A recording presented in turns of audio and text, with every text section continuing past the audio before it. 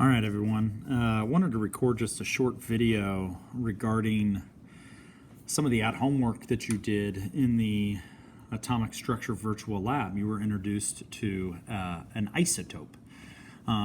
We kind of talked in class when we did our mini lesson about how to read the element information in a periodic table. We kind of talked about how the atomic mass is written as a decimal, but that we always round it to the nearest whole number. So when we did our example lithium 6.941, we rounded it to 7. And I kind of gave you a little hint, and I just kind of said, hey, be on the lookout for why it's actually written as a decimal, and also, I guess, why we round it. And that was a little heads up to you to really pay attention to what is referred to as an isotope. So at the end of our mini lesson, when we were talking about the atomic mass number, we said that the atomic mass number helps tell us the number of neutrons that are in an atom. Okay, so if I've got the atom, if I've got carbon 12, okay, that's what this is called, where I've got 6 protons, 6 electrons, and then using the atomic mass number, I also have 6 neutrons.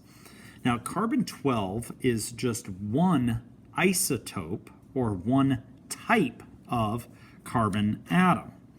Now, when you were introduced to isotopes, you saw that an isotope is a different, I like to call them different versions of atoms.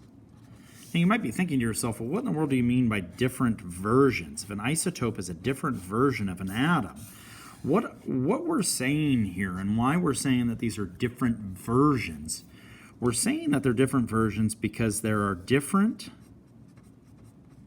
numbers of neutrons in those nuclei. So if we've got that element, carbon 12, where it's got 6 electrons, 6 protons, and 6 neutrons, but what if we had the element carbon, and we might see it written like this, what if we had the element carbon 13? What that really means is, whoa, if I've got carbon 13, I still have 6 protons, I still have 6 electrons, but what I now have is 7 neutrons. Well, what if I had carbon 14? Okay, might see it written like that, but what carbon 14 really is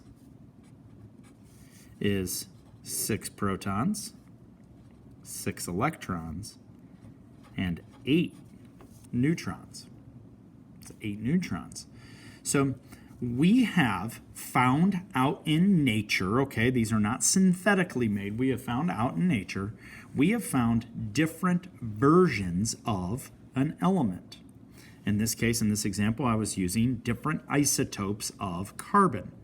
Now, you might be asking yourself then, okay, well, why and how might that be connected back here to our decimal number that we see in our atomic mass? Well, atomic mass numbers are written as an average of all of the isotopes.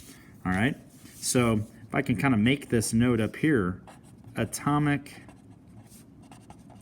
mass numbers are averages of all the isotopes